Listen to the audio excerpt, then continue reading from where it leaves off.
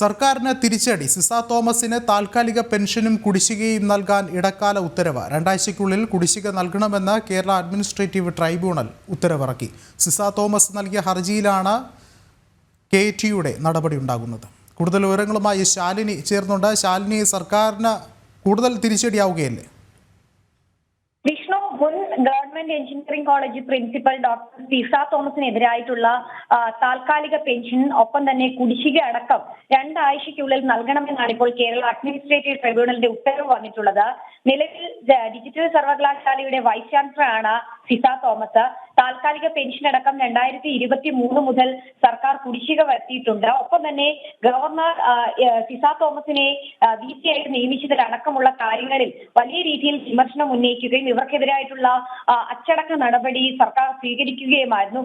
ഇതിലാണ് സിസ തോമസ് അടക്കം കോടതിയെ സമീപിച്ച കോടതി പിന്നീട് ട്രിബ്യൂണലിലേക്ക് എത്തുകയും ട്രിബ്യൂണലിന്റെ അന്തിമമായ ഒരു ഉത്തരവാണ് ഇപ്പോൾ വന്നിട്ടുള്ളത്. സ്ഥിരം പെൻഷൻ, മറ്റ് സർവീസ് ആനുകൂല്യങ്ങൾ അടക്കം ഇത്രയും നാൾ എന്തുകൊണ്ട് നൽകിയില്ല എന്നതിന് കാരണം കാണിച്ചുകൊണ്ട് ട്രിബ്യൂണലിൽ മറുപടി ഫയൽ ചെയ്യാനും സർക്കാരിനോട് സാങ്കേതിക വിദ്യാഭ്യാസ ഡയറക്ടറോടും ട്രിബ്യൂണൽ നിർദ്ദേശിച്ചിരിക്കുകയാണ്. ഒപ്പം തന്നെ തനിക്കെതിരായുള്ള എല്ലാ നടപടികൾക്കും പിന്നിൽ ഉന്നത വിദ്യാഭ്യാസ വകുപ്പിന്റെ അഡീഷണൽ സെക്രട്ടറിയായ C. അജയനാണെന്ന് സിസ തോമസിന്റെ ആരോപണമുണ്ട്.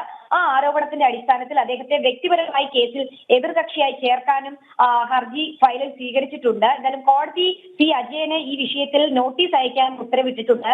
2022 നവംബറിലാണ് ഗവർണറുടെ ഉത്തരവ് പ്രകാരം സിസ തോമസ് സാങ്കേതിക സർവകലാശാലയുടെ വൈസ് ചാൻസലറുടെ ചുമതല ഏറ്റെടുത്തത്. ഇതിനെതിരെയായിരുന്നു സർക്കാർ ഹൈക്കോടതിയെ സമീപിച്ചു.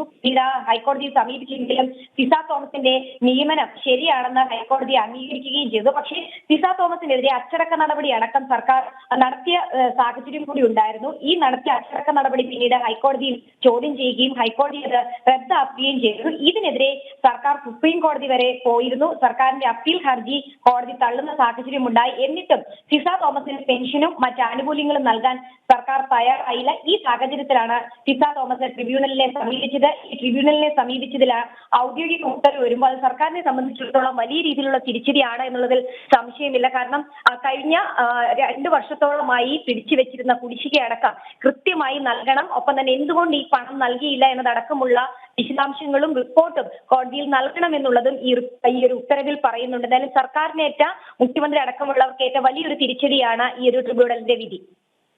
ശാലിനി, ഒപ്പം എടുത്തു പറയേണ്ടത് ഈ സിസ തോമസിന്റെ ഹർജിയിൽ ഉന്നത വിദ്യാഭ്യാസ വകുപ്പിന്റെ അഡീഷണൽ സെക്രട്ടറിക്ക് എതിരെയും ചില ആരോപണങ്ങൾ ഉണ്ടായിരുന്നു. അത് സംബന്ധിച്ചുള്ള കോടതിയുടെ നിരീക്ഷണം എങ്ങനെയായിരുന്നു?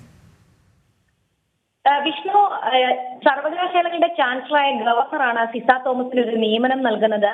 ആ നിയമനം ചോദ്യം ചെയ്തുകൊണ്ടാണ് സർക്കാർ കോടതിയെ സമീപിക്കുകയും കോടതിയിൽ നിന്ന് പിന്നീട് സിസ തോമസിന് അനുകൂലമായ വിധി വരികയും ചെയ്തിട്ടുണ്ടായിരുന്നത്. പക്ഷെ ആ വിധിയെ അടക്കം ചോദ്യം ചെയ്തുകൊണ്ട് ഒരു അച്ചടക്ക നടപടി സർക്കാർ 2022 നവംബറിൽ ഈ ഒരു നിയമനം നടന്നതിന് ശേഷം സ്വീകരിക്കുന്ന ഒരു സാഹചര്യം ഉണ്ടായിരുന്നു.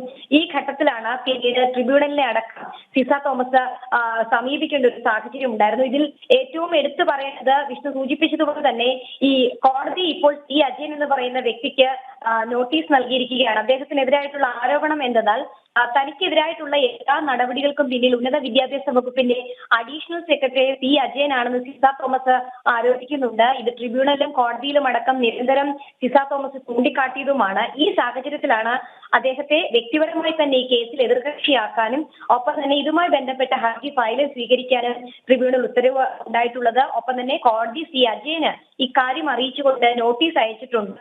ഈ നോട്ടീസിൽ ലഭിക്കുന്ന മറുപടി അടക്കമുള്ള കാര്യങ്ങൾ വരും ദിവസങ്ങളിൽ ചർച്ചയാകുമെന്നുള്ളതിൽ സംശയമില്ല. എന്തായാലും വലിയ രീതിയിലുള്ള ഒരു തിരിച്ചടി ഉന്നത വിദ്യാഭ്യാസ വകുപ്പിനുണ്ടാകുന്നു, ഒപ്പം തന്നെ സർക്കാരിനുണ്ടാകുന്നു. ഒപ്പം തന്നെ ഇത്തരത്തിലൊരു പ്രതികാര നടപടിക്ക് കൂട്ടുന്ന ഉന്നത വിദ്യാഭ്യാസ വകുപ്പിന്റെ അഡീഷണൽ സെക്രട്ടറിയായ C. അജയനും ഉണ്ടാകുന്നു എന്നുള്ളതാണ് ശ്രദ്ധേയമായിട്ടുള്ള കാര്യം. എന്തായാലും 2 ആഴ്ചയ്ക്കുള്ളിൽ ഈ 2023 മുതലുള്ള കുടിശ്ശിക പണം നൽകിയില്ലെങ്കിൽ അതടക്കമുള്ള കാര്യങ്ങളിൽ സർക്കാരിനെതിരെ കടുത്ത നടപടി ട്രിബ്യൂണലിന്റെ ഭാഗത്തു നിന്ന് ഉണ്ടാകും എന്നുള്ളതിലും സംശയമില്ല. വിഷ്ണു, ശരി, ശാലിനിയാണ് വിവരങ്ങൾ നൽകിയത്.